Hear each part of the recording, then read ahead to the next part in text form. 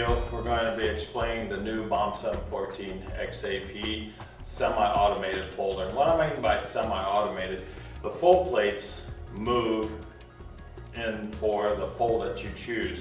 That has 6 of the most popular folds preset into this machine, but you can also modify those folds and save and name those folds. That way you can come back to them if you have a job that you do every week. You can name that fold, press the button, it'll retrieve it, and the fold plates will set up exactly the way you had it set for when you did it a week ago.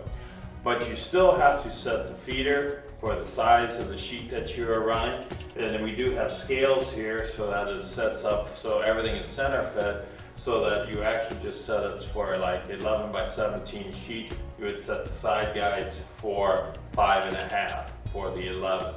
And then down here on the stacker, we also have scales here. So if your finished size comes out to being 8.5, you would set your stacker wheels roughly at 8.5, and then they'll be ready for the folding process.